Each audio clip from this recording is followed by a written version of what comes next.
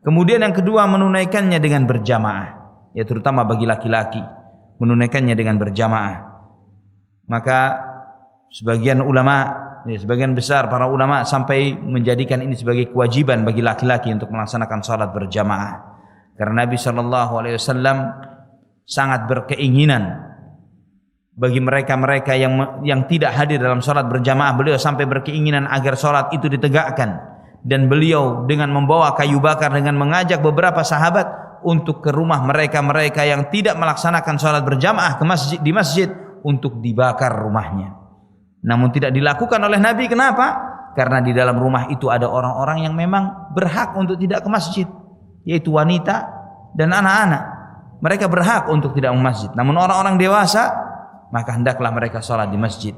Sehingga para sahabat pun mengetahui siapa yang tidak ke masjid, maka mereka melihat indikasi bahwa orang itu munafik adalah karena tidak ke masjid, terutama sholat subuh dan sholat isya. Nabi SAW bersabda, "Athqalus salati 'alal munafiqin al-isya'a was subh."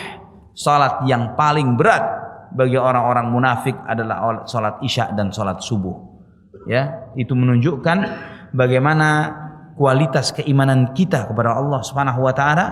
Kalau kita masih berat melaksanakan dua salat ini berjamaah, sekadar itulah kemunafikan dalam hati kita. Ya, sekadar itulah kemunafikan dalam hati seseorang. Allah Subhanahu wa taala menyebutkan di antara ciri orang munafik, wa idza qamu ila sholati qamu kusala. Jika mereka berdiri melaksanakan salat, mereka berdiri melaksanakan salat dengan malas-malasan. Kata Syekh Muhammad bin Shalih Al-Utsaimin rahimahullah, maka jika kita ingin mengukur kadar kemunafikan di dalam diri kita, bagaimana ketika kita melaksanakan salat, baik wajib maupun sunnah, kata beliau.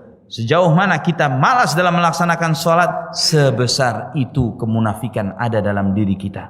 Ini untuk mengukur kadar kemunafikan pada diri seseorang. Allahul musta'an, wala haula wala quwata illa billah.